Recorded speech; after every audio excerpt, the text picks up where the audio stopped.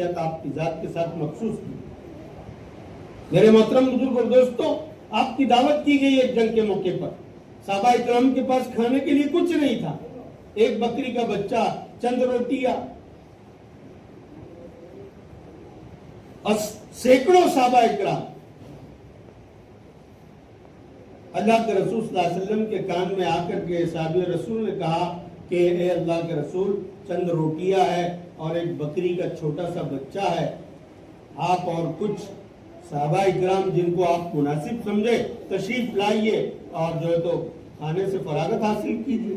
اللہ کے رسول نے اعلان فرما دیا، تقریباً 1400 صحابہ اکرام۔ صحابی اپنی بیوی کے نزدیک گئے، کہا کہ اللہ کے رسول نے اعلان فرما دیا ہے، کہا کہ ٹھیک ہے ہمارا کام ہے، ہم تیار کر لیتے۔ باقی اللہ کے رسول نے اعلان کیا اور تمام صحابہ اکرام تشریف لا رہے ہیں، تو پھر اللہ کی نصرت اور اللہ کا تعاون، حضرت محمد رسول اللہ صلی اللہ علیہ وسلم کی برکتوں سے یقینی بات ہے۔ آپ گئے اور ہانڈی کو چولہے پر رکھا تاکہ اس کو اتارنا مت، اور آٹا حضرت صحابی کو کہا کہ جب تک میں نہیں آؤں آپ جو ہے تو ہانڈی کو چولہے سے ہٹانا مت اور روٹیاں پکانا شروع مت کرنا۔ آپ تشریف لے گئے، ہانڈی میں اپنا لعاب دہن ڈالا، آٹے میں اپنا لعاب دہن ڈالا، اور کہا کہ اور کچھ عورتوں کو بلا لو تاکہ وہ آپ کی آئیڈیا کی مدد کرے روٹیوں کے بنانے میں، اور ہانڈی جو ہے تو چولہے پر ہے۔ اللہ کے رسول نے جو ہے تو اپنا مبارک لعاب دہن ڈالا، کہا کہ اسی میں سے آپ تقسیم کیجیے۔ تمام صحابہ اکرام نے فراغ دلی کے ساتھ کھایا دوستوں بزرگوں، اور جو تو وہ تقسیم کرنے سے پہلے ہانڈی میں جتنا کھانا تھا، صحابی کہتے ہیں کہ جب میں نے دیکھا تو وہ اتنا ہی تھا، اور آٹے کی طرف دیکھا تو وہ اتنا ہی تھا جتنا جو تو پہلے موجود تھا، اور تمام کے تمام صحابہ اکرام کھا کر کے جو تو تشریف لے جاتے۔ اس طریقے کے اعجازات اور معجزات اللہ پاک نے میرے اور آپ کے آقا حضرت محمد صلی اللہ علیہ وسلم کو عطا فرمایا۔ دوستو بزرگوں، شق القمر کا واقعہ، کفار مکہ نے کہا کہ بھئی آپ نبی ہے تو آسمانوں میں معجزہ بتائیے۔ ابو جہل اور قریش کفار نے کہا کہ بھئی نعوذ باللہ آپ جادوگر ہیں، جادو سے لوگوں کو موہ لیتے ہو، متاثر کر لیتے ہو، اور جادوگروں کے تعلق سے یہ ایک ضابطہ اور زاویہ ہے دوستو بزرگوں کہ ان کا جادو زمین کی سطح پر چلتا ہے، آسمان پر نہیں چلتا۔ لہذا انہوں نے یہ شرط رکھی کہ اگر واقعتاً آپ نبی ہے تو آسمان میں کچھ کرشمہ سازی کر کے بتائیے اللہ کے حکم سے۔ اللہ تعالیٰ نے قرآن میں اللہ نے تذکرہ کیا ہے کہ محمد رسول اللہ کی انگلی کے اشاروں سے چاند جو ہے تو 2 ٹکڑوں میں تقسیم ہو گیا۔ چاند کا ایک ٹکڑا ایک سمت چلا گیا اور دوسرا ٹکڑا دوسرے سمت چلا گیا۔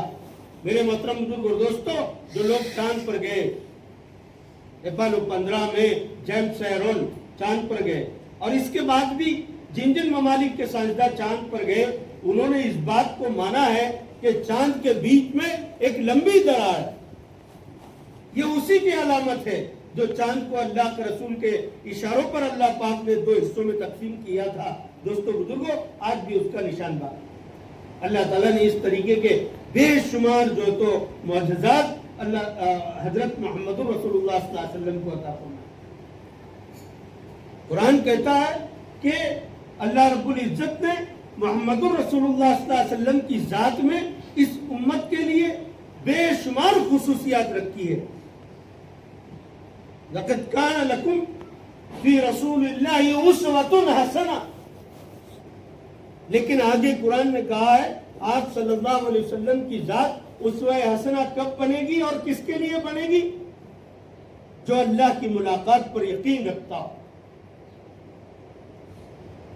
اللہ کی ملاقات پر جو بندہ یقین رکھتا ہو، روز قیامت پر یقین رکھتا ہو، اور کثرت کے ساتھ اللہ کے ذکر کرنے کا جذبہ جس کے دلوں میں ہے، ان لوگوں کے لیے اللہ کے رسول صلی اللہ علیہ وسلم کی مبارک ذات طیبہ کے اندر اسوہ حسنہ ہے۔ دوستوں، اللہ کی ملاقات کا تذکرہ کیوں کیا گیا؟ اللہ پاک نے قرآن میں کیا،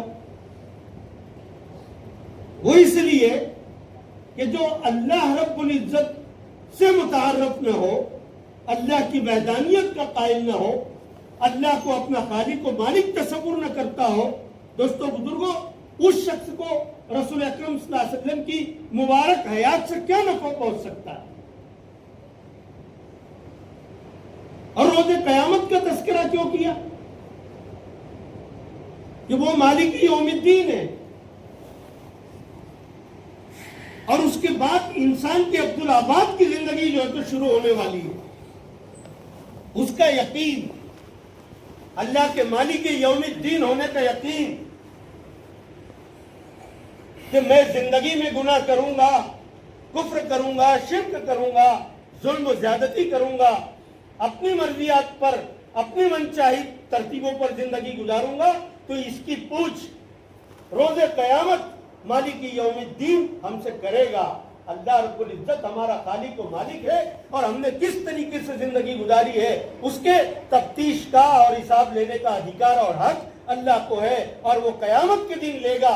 اس کا یقین اور تصور جس انسان کی زندگی میں نہ ہو، میرے محترم بزرگ اور دوستو، اس کو اللہ کے رسول صلی اللہ علیہ وسلم کی زندگی سے کیا نفع پہنچ سکتا ہے؟ اس لیے 3 باتوں کا تذکرہ قرآن نے کیا ہے: اللہ کی ملاقات، قیامت کا دن، اور کثرت کے ساتھ اللہ رب العزت کا جو اللہ رب العزت کو جو یاد کرنا چاہتا ہو، ان لوگوں کو رسول اکرم صلی اللہ علیہ وسلم کی زندگی میں اسوہ حسنہ ان کے لیے اللہ پاک نے رکھ دیا۔ اور واقعتاً میرے محترم بزرگ اور دوستو، آپ کی زندگی یہ اللہ رب العزت کی جانب سے اس امت کے لیے نعمت غیر مترقبہ ہے۔ آپ کی کامل زندگی، دوستو بزرگوں، چاہے وہ کسی بھی شعبے میں آپ غور کریں، اس شعبے کے لیے آپ کی زندگی رہنمائی ہے۔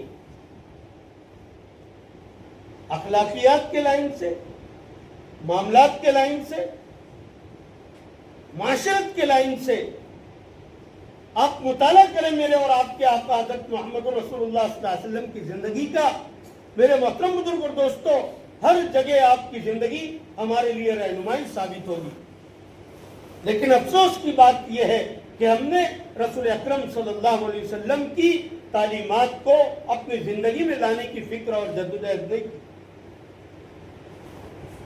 ورنہ آپ کی زندگی سراپا برکت ہے، ہدایت ہے، اور ہمارے نجات کا ذریعہ ہے۔ آپ کی تعلیمات میں اللہ تعالیٰ نے اپنی محبت اور اپنی رضا کا اعلان فرمایا۔ قُلْ إِن كُنتُمْ تُحِبُّونَ اللَّهَ فَاتَّبِعُونِي يُحْبِبْكُمُ اللَّهُ۔ قیامت تک آنے والے آخری انسان سے بھی اللہ مخاطب ہے کہ تم میری رضا چاہتے ہو، میری محبت چاہتے ہو، تو تم میرے حبیب حضرت محمد صلی اللہ علیہ وسلم کی اتباع کرو، یحببکم اللہ، اللہ تم سے پیار کرے گا، محبت کرے گا۔ میرے بھائی بزرگ اور دوستو، ہم غور تو کریں، آپ امام الانبیاء ہیں، اس امت پر اللہ نے کتنا بڑا احسان کیا ہے۔ اللہ نے پوری کائنات کو بنایا دوستو بزرگوں، اپنا حق نہیں جتلایا، آسمان اور زمینوں کو جو تو بنایا، اللہ نے احسان نہیں جتلایا، بے شمار نعمتیں اللہ پاک نے عطا فرمائی، لیکن احسان نہیں جتلایا۔ رسول اکرم صلی اللہ علیہ وسلم کی اس امت کے لیے بعثت فرمائی تو اللہ تعالیٰ نے احسان جتلایا کہ ہم نے محمد رسول اللہ صلی اللہ علیہ وسلم جیسی شخصیت کو آپ کا نبی اور رسول بنا کر کے بھیجا ہے، اس بات پر اللہ تعالیٰ نے احسان جتلایا۔ اس سے اندازہ ہوتا ہے کہ آپ کی جو تو ذات بابرکت کتنی اہم اور عظیم ہے اللہ کی نظر میں۔ میرے بھائی بزرگ اور دوستو، آپ کی ذات ہمارے لیے مشعل راہ ہے، مشعل ہدایت ہے، اور کائنات کے ذرے ذرے کا وجود آپ کے جو تو برکتوں سے ہے۔ اگر آپ کو دنیا میں بھیجنا مقصود نہ ہوتا، اللہ پاک کا